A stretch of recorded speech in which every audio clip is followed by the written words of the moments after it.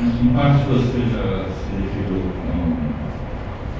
já respondeu uma parte da questão que eu ia fazer. Eu vi muitas referências a Fellini, né? Mas como eu sou feminista americano, também sou acusada da minha própria mulher de ver Fellini em qualquer lugar. Eu acho que esse filme... Mas você viu bem. Se bem que tem esse negócio, né? Ninguém pode mexer com o assunto circo sem se falar em Fellini, né? Virou uma vinculação assim, absolutamente automática, né? Mas, de qualquer forma, eu achei muito interessante essa estrutura do filme, né? Que parte por uma dimensão totalmente não realista a partir de um certo ponto, né? Vai para o onírico, vai para as fantasias. Me lembrou um pouquinho também, em alguns momentos, o Fanny Alexander do Bergman, né? Mas nesse sentido, talvez ela pudesse falar um pouquinho disso, da absoluta estranheza com que as crianças devem enxergar o universo adulto. Depois é uma coisa que a gente esquece um pouco quando a gente vira adulto, mas deve para uma criança deve soar como algo da ordem do fantástico, mesmo do teatro do absurdo, às vezes, o universo adulto, né? E o Marcelo lembrou do Ano Silvestre, ou seja, é um filme sobre o qual você pode fazer assim uma série de considerações cinefílicas, intelectuais, falar em camadas de compreensão e tal. E eu gostaria de saber o seguinte: com tudo isso que o filme contém, e o registro fotográfico me parece bastante acurado, bastante nunca cedendo ao banal, né? Você tem o público que se destina nesse filme, porque me parece o seguinte: me parece que o filme agradou muitas pessoas, mas pelas conversas que eu tive, causou também uma certa perplexidade, que acho que se esperava um filme, na verdade, a estrutura bem mais simples do que ele é. Ele é muito mais complexo como cinema do que se espera atualmente de um filme infanto-juvenil, né? Como é que você espera isso? Você espera para o público adulto? Você espera que esse filme possa ser visto em camadas de compreensão? Exatamente, eu acho que é um filme em camadas, é exatamente isso. As referências que você citou é corretíssimo, são as referências que eu utilizei. Não é fantasia. Não, é isso mesmo. E o Fellini, uma coisa que eu esqueci de falar, quer dizer, além da questão dos palhaços e tal, e do desenho do personagem, uma outra questão que eu esqueci de apontar é a questão do amor pelos personagens, que é uma marca muito forte do Fellini e que eu trouxe muito assim para esse filme, né? Um amor mesmo pelos personagens, sabe? Até pela avó, eu tentei, apesar de ser uma personagem que, enfim, mas é ambígua, né? É uma avó manipuladora, é uma avó solitária, mas ela tem o afeto, sim, pela neta, ela quer ficar com a neta, ela quer, entendeu? Mas é uma pessoa meio doida, né? Manipuladora, enfim, como tem tanto, né, por aí, né? Tem uma pessoa para quem eu mostrei o filme, e falou: nossa, mas eu conheço uma avó exatamente assim, meu Deus, tinha sabe, que citou um exemplo, enfim. Então essas referências do Bergman, enfim, Morango Silvestre, assim, foi uma referência, aquela cena do escritório, eu gosto muito daquele plano, quer dizer, quando ela está no escritório olhando aqueles quadros, vê o relógio, e de repente surge o reflexo dos pais, e o vidrozinho do relógio, né, ela começa a ver. Aquilo é Morango Silvestre, assim, que é uma referência bem explícita mesmo. E tem uma questão, né, essa coisa das cores, né, os filmes infanto-juvenis, né, tem uns clichês do cinema, né, comédia tem que ser claro, a luz tem que ser clara, filme infanto-juvenil também tem que ser claro, tudo luminoso.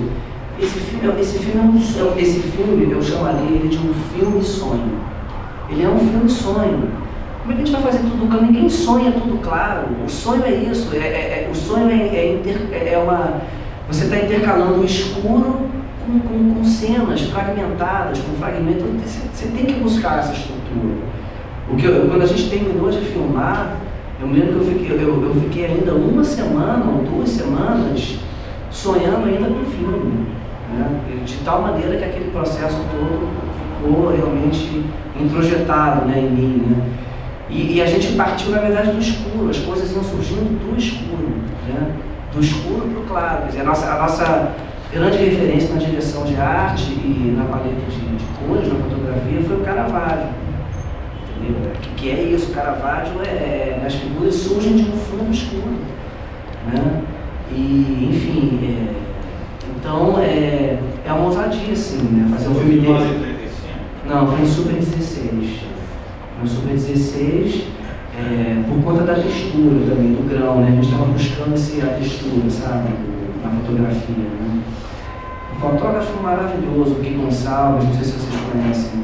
O Gui Gonçalves, ele fez o Farol, ele fotografou o Capitã de Areia, ele era casado com a Cecília Amado, né? Eles lançaram o Capitã de Areia agora no ano passado, enfim. Mas é um fotógrafo de muita sensibilidade, né? Quer dizer, já é uma pessoa muito experimentada, né? Um veterano, sabe? E ele teve uma compreensão, um entendimento. Inclusive ele me passou, quando a gente foi conversar sobre o projeto, ele me indicou um livro belíssimo para eu ler, do Paul Oscar. É um livro eu esqueci o nome agora, é um livro de uma criança que levita. Alguém conhece esse livro? É um livro tão bonito e é incrível que ninguém fez um filme ainda sobre esse livro. Que é um livro, assim, a história de uma criança que levita, e que aí se passa no final do século XIX, e tem um treinador que ele treina crianças que levitam, e ele se apresenta pelas feiras no interior dos Estados Unidos. Só que a criança, quando atinge a puberdade, ela não consegue mais levitar. Ela sabe. Ele me indicou esse livro, eu adorei. Esqueceu a inocência. Mas, enfim, voltando ao filme, essa questão, ele é um filme em camadas, sim, mas eu sempre me preocupei em poder, enfim, em contar essa história para as crianças, né? E eu tenho uma preocupação muito grande de saber como é que as crianças vão receber o filme. E as crianças que já assistiram, agora lá no café da manhã, estava lá fora, conversando com uma amiga que trouxe os filhos, e o filho dela de 5 anos assistiu o filme e ela disse que ele não desgrudou os olhos da tela. Então isso eu achei incrível, porque eu não pensei nem em crianças pequenas, eu pensei em crianças a partir de 10 anos. Eu acho que é um filme para crianças a partir de 10 anos, 9 a 10 anos. E eu diria que é um filme para a família, para toda a família. É um filme que pode ser assistido por um público, enfim, né, adultos, terceira idade, né? E o pessoal da terceira idade fica muito tocado também já reparei isso. Ontem, a sua mãe, né, a mãe do Gustavo foi assistir, não é a terceira idade ainda, né, Gustavo? Tá chegando. Hein? Tá ela tem o quê? 60? 65, e ela veio falar comigo assim, com os olhos mareados, assim, no final do filme. A mãe dele também, quando assistiu, é lógico que são mães, né, são sempre, enfim, mas a gente sente, né, a resposta do público, né, a gente vê quando a mãe dele veio falar comigo, também tem essa idade mais ou menos, e ela muito tocada, assim, muito tocada, sabe? Então eu acho que é um filme que pode tocar, assim, um público muito vasto. Agora, é um filme que sai do clichê, né? É um filme que é difícil colocá-lo numa prateleira, né? Eu estou distribuindo o filme com a Copacabana Filmes. A Copacabana vai ser a distribuidora, que é a produtora da Carla Camurati, né? Por quê? Eu apresentei um projeto para eles antes de filmar, eles já se interessaram muito, e eles organizam anualmente o Festival Internacional do Cinema Infantil, né? Junto à Rede Cinemark, que é um festival que viaja por 10 capitais no Brasil. E eles estão colocando o filme, né, encabeçando o festival, né, vai ser dentro da sessão de pré-estreias nacionais, lançamentos nacionais, né. Então isso é muito bacana, o filme vai poder viajar, vai poder, né, enfim. Aí tem essa questão do nicho, né, o Festival de Cinema Infantil, né, ao mesmo tempo que você vê, o filme foi convidado aqui para o CineBR, que é um grande festival, né, eu fiquei muito contente com isso, né. Então isso, Zanini, acho que vai ser uma incógnita mesmo, né. Como é que vai ser? Eu também tenho dificuldade, eu tenho essa preocupação e essa dificuldade de responder isso, né. Qual é o público desse filme, né? Como é que vai ser, né? Enfim, mas o que eu estou ficando contente é que eu estou vendo que as crianças estão embarcando, sabe. Para mim isso é o principal. Bom dia. Nosso trabalho também de Porto Alegre. pela aparência do filme, chegando às atores. Por isso que amigos inteligentes, colegas jornalistas, eles acabam fazendo as perguntas que a gente ia fazer, e aí você já respondeu quase tudo que eu queria poder fazer primeiro. Vou fazer outra agora. Porque essa experiência, queria saber de público, mas já foi falado, essa questão de ousadia de trabalhar matemática tão densa, na verdade, procurando sim um público infanto-juvenil, né? No universo de produções audiovisuais brasileiras feitas nesse universo infanto-juvenil, que tem outra linha, não essa linha que está trabalhando. Então, isso é surpreendente. Dentro dessa perspectiva, tu esperas um público amplo e tal. Isso é uma aposta importante. Como tu já falaste bastante, eu queria que os atores falassem agora um pouco sobre como é que foi vivenciar esse trabalho com essa densidade. Vocês, como atores, sabem também uma expectativa de público. Como é que foi trabalhar essa densidade temática num filme infanto-juvenil, pensando nesse público, né? E também, se o filme vai tentar carreira internacional, aí depois se ele mostra. Quem quer falar? Pode, a Georgiana quer falar. A Georgiana e o Gustavo, vamos começar. Ouvimos a Georgiana. Bom, primeiro assim, esse filme para mim tem uma especialidade que é o meu primeiro longa. Sou atriz há 20 anos. Eu estreiei, na verdade, assim, visual como Confissões de Adolescente, que foi um projeto que, na verdade, estava ali no iníciozinho da retomada do cinema, que foi feito em 16mm, mas era um cinema para televisão, né? Então ele tem essa especialidade, e falando de uma questão muito específica que eu tive que entrar em contato, assim, que para mim foi um paralelo com o rito de passagem de Maria, foi: eu tenho medo de altura, e eu tive que aprender a andar na corda bamba. Fazer tecido, então, fazer tecido, fazer aéreo, que foi o Gustavo que me preparou, porque tem essa experiência. Então, eu tive essa questão de ter que lidar com a confiança, assim, né? E a vertigem. Então, a gente teve a preparação de começar a andar muito baixinho, mas a gente filmou a 7 metros, sei lá de altura, que era aquele pelo menos aquele primeiro que a gente foi fazer um primeiro teste. Depois eu acho que foi uns 5. 5, mas assim, enfim, não mudou muito pra mim. Eram eles, a gente não usou dublê em nenhum momento, eram eles mesmo. Lógico, depois com segurança e tal, mas na hora de pisar ali, quando você tá naquela altura toda, não importa muito ter o carro ou não ter.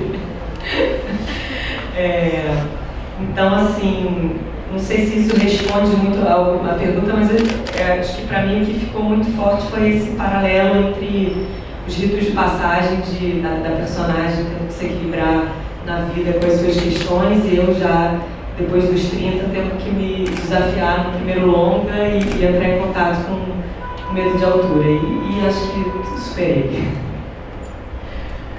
Bom dia, eu queria pedir desculpa pelo atraso para todo mundo.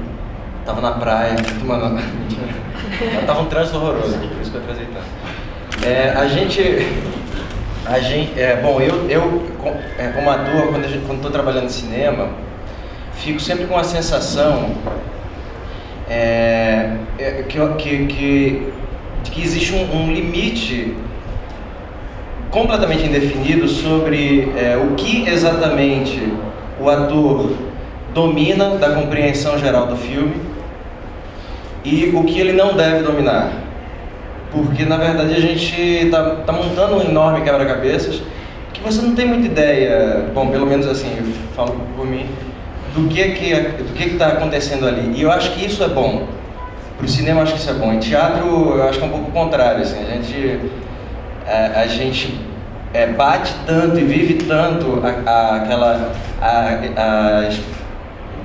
a experiência do que vai ser vivenciado em cena, para aquilo ficar muito sedimentado, e quando você entra em cena você vai esquecer aquilo, porque o momento que no cinema é capturado pela câmera e que ele é completamente embebido em frescor, em em você não saber o que esperar, uma coisa que nasce no momento em que você está encontrando os outros atores e a própria câmera, o olho que vai capturar aquilo que você está vivenciando. No teatro ele já se dá por si no momento do encontro com a plateia. Então, eu acho que tem um limite ali em que você vai simplesmente tateando, lançando um pouco das sensações que você imagina, que você intui para a cena, para o personagem, mas também do que o teu colega vai trazer para a cena, e principalmente da confiança que você deposita na direção do filme, né? E eu acho que nesse filme especificamente a gente teve uma coisa que foi muito especial, que eu acho que foi o que definiu um pouco o que seria a nossa trajetória dentro do filme como atores, que era um filme é muito mais do que um filme, né? Um filme ele não retrata simplesmente o que está sendo contado. Ele retrata um pouco o que a gente vive fora do que está sendo filmado ali. E esse filme teve uma coisa muito especial, que eu acho que é a turma que o Eduardo juntou. A maneira como o filme foi feito, o núcleo desse filme é uma família mesmo. Assim. É o Eduardo, a Kátia, o Gabriel, a Bia. E depois disso, o passo seguinte, ele juntou, de certa forma, uma família cinematográfica com quem ele já trabalhava, o Claudinho e o Gugu. E eu e a Jo, acho que a gente também conseguiu se integrar essa família de uma forma muito natural. E isso já remete também à própria tradição circense, que é uma tradição que se constrói a partir desses núcleos familiares. Meu filho faz. Oi? O filho do Gugu também faz, é o Kiko, que é o amigo primo da Maria. Eu acho que estabelecer isso no primeiro momento já foi uma coisa assim que eu acho que foi fundamental para o filme, para que a gente tivesse esse porto seguro, assim, esse lugar onde a gente ia fincar o pé. E a partir disso, eu acho que as sensibilidades individuais desses atores, que eu acho que não foram escolhidos por acaso, elas foram emergindo naturalmente no decorrer do que a história pedia. Mas eu acho que tem um pouco isso, assim, eu acho que a gente manter um pouco uma certa inocência sobre o que você está fazendo, não ter uma compreensão absoluta, definitiva e definida do que você está fazendo é que permite, eu acho que essas várias interpretações que o filme pedia. E eu acho que nesse sentido a gente foi muito bem conduzido. E também se é uma coisa que a gente está falando de sonho, e o sonho também tem essa você não saber exatamente onde você está situado. Acho que para esse filme foi muito especial. E eu acho que depois que o filme passa, aí você começa a tentar se distanciar do filme. É um outro trabalho que o ator tem que fazer. As primeiras audições, assim, as primeiras vezes que a gente vê um filme que a gente fez, o primeiro trabalho a gente tenta se distanciar um pouco para tentar enxergar o filme como espectador. E eu vejo que é muito difícil fazer um filme porque você tem que fazer escolhas, né? Como a Rosário estava falando, acho que foi a Rosário que falou agora que o filme poderia ser mais lúdico, mais ter elementos que levassem mais para esse lado, poderia, e talvez fosse um filme tão bonito quanto. Porém, eu imagino que essas escolhas tenham sido muito acertadas, porque era um filme que falava de luto. O elemento circense é um elemento muito forte, então talvez se o Edu tivesse sublinhado isso, jogado isso mais para cima, é muito possível, e claro que a gente trabalha só com suposição, que o espectador se distanciasse um pouco, talvez, da personagem, talvez ficasse tão ludibriado um pouco pelos elementos circenses, que são absolutamente fascinantes, e talvez ele E eu acho que a ideia dele, e isso eu acho que é o grande mérito, talvez o maior mérito desse filme, é essa não concessão, é ele ter escolhido fazer exatamente o filme que ele, pelo menos, que ele imaginava que seria feito, que é mergulhar nessa vida dessa menina. Como o Marcelo falou, parece que não acontece nada, mas acontece coisa pra caramba. E as coisas são tão não pequenas, mas são tão sutis, são enormes as coisas que acontecem. E se você não chega muito perto dela, eu acho que aqueles closes todos são propositais, da Bia, assim, se você não chegasse absolutamente muito perto dela, talvez você não percebesse o tanto de coisa que acontece no filme, né? enfim, são escolhas. Eu acho que as escolhas foram muito bem feitas, foram muito acertadas para contar essa história que o Edu queria contar. E eu não sei, assim, o resultado é isso que eu estava te falando, assim, falei dessa volta toda para dizer que a gente nunca sabe o filme que a gente está fazendo. O ator, eu acho muito difícil você saber exatamente o que você está fazendo, assim. Depois você vê e você se depara com uma criatura que tem quase uma vida independente, assim. Agora vamos ver a quem esse filme toca, mas me parece também que eu acho que ele vale um pouco para todo mundo, porque exatamente por isso ele caminha, você pode acompanhar a história linearmente. Eu tenho um irmão que é uma criança também de 38 anos, que assistiu o filme ontem e a descrição do filme para ele era muito simples, assim. Não, a história foi muito bem contada. Aí eu perguntava, não, isso aqui você entendeu? Não, entendi. Tá. E você pode acompanhar a história da Maria e ao mesmo tempo você pode fazer esses mergulhos, assim, super profundos que estão sendo feitos aqui. Então, eu acho que por isso que eu digo que é o grande mérito do Edu, porque isso só é possível porque ele fez esse filme sem concessões. Eu acho que ele vale para todo mundo, assim. As crianças vão se encantar pelo visual e tal, e pela história da Maria, da menina, e fazer essa leitura dessa primeira camada, e à medida a partir das referências que outras pessoas tenham, esse filme pode ser visto de diversas maneiras. Eu, como ator, sempre penso, em qualquer linguagem que eu esteja trabalhando, que eu estou contando uma história. E aí o que vale é isso, é a história. Contar com a maior profundidade possível, com tudo que eu posso dizer dessa história.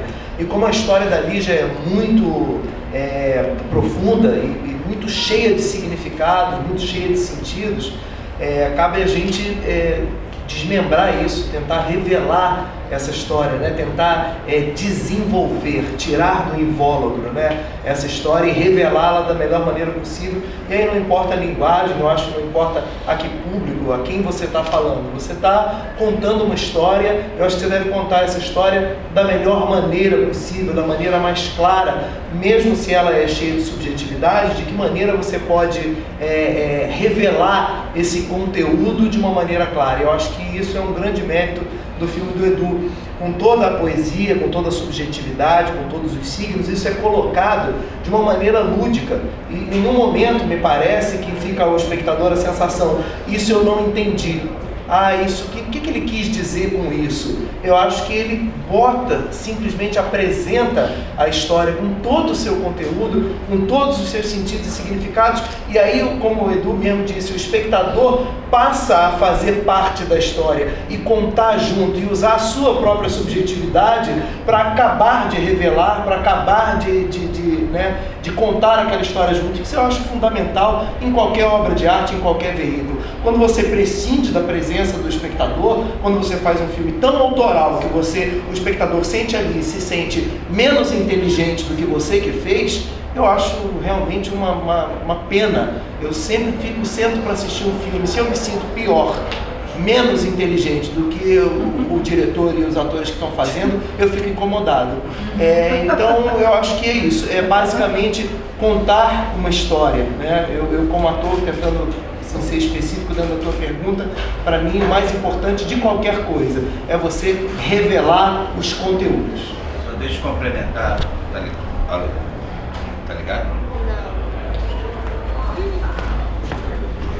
Obrigado. Só para complementar, por mais autoral que tenha sido a leitura do Eduardo, eu acho que o filme respeita muito, assim, ainda o livro da Lígia Bojunga. E eu queria aqui ressaltar um pouco. A Lígia Bojunga é uma autora, eu não consigo nem chamar de infanto juvenil, porque ela faz livros ela é premiada internacionalmente, assim. Todos os livros dela têm temáticas muito ousadas para esse universo. No caso, o luto, Na Casa Madrinha, sobre muitos temas complicados assim. E eu como pai, eu digo assim, é sempre difícil a gente ter acesso para conversar sobre certos temas. E esse filme pode ser um grande instrumento, e nesse sentido ele foi assim, muito fiel à ideia principal assim, da Lígia Bojunga, respeitou muito esse tema, assim, foi arriscado. Eu sou um fã da Lígia, já tive a oportunidade de fazer outras obras dela no teatro, e sinto muito orgulhoso da gente poder estar levando adiante assim, um pouco a a literatura delas, ideias delas. Primeiro, bom dia. Rafael Nogueira, sou do Espaço Vitor, portal aqui em Pernambuco. Antes de eu fazer uma pergunta, eu tenho algumas coisas para falar.